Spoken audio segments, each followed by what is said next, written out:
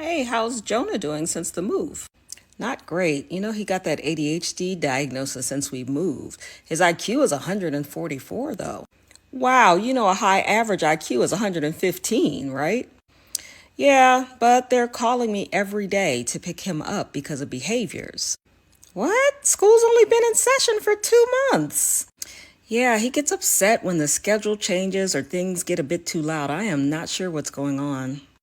Aren't they evaluating him for an IEP? Yes, I asked for that and they started that. They don't think he's going to need one since he's so smart. But while they evaluated, they decided that he should go to this behavioral camp. And it's supposed to be this great opportunity to help him modify his behavior. So I had to sign off for that. Wait, what? A behavioral camp? Is this during the school day? Yeah, here's the brochure. Oh, yeah, this is really colorful with lots of smiling faces and different pictures.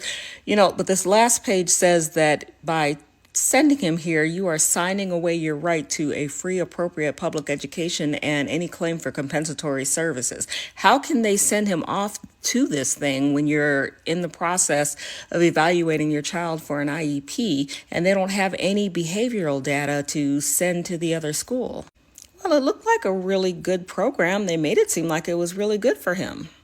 Yeah, but they're having you sign away your rights. I don't know that I'd sign this without more information. Maybe we should schedule a meeting. I already signed it. It'll be a good program. I'll let you know how it goes. Okay.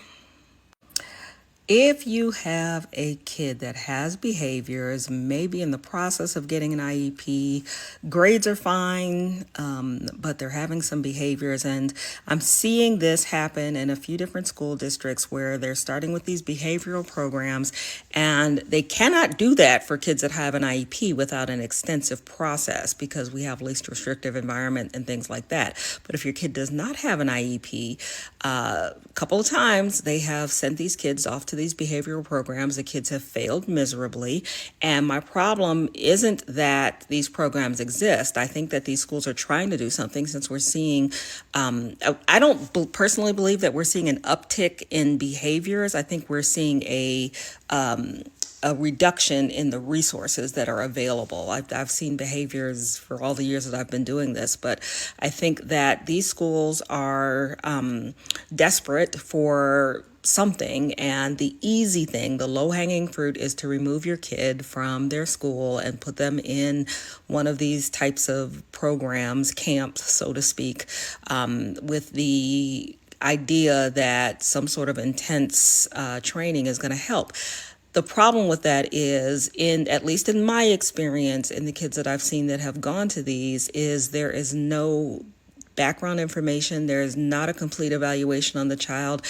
Because I'm involved, the kid typically has a disability. Perhaps these programs will be good for kids that do not have a disability, but for kids that do have a disability, it's much more complex than just sending them off to some sort of ABA type behavior program or other behavior program, where if you are presented with something like this, I would really want to have a meeting to understand exactly what it is this program is going to do, how it's going to help my child, what those people are going to do and what they know about my child, and be able to not have to sign away my right to a FAPE before sending it.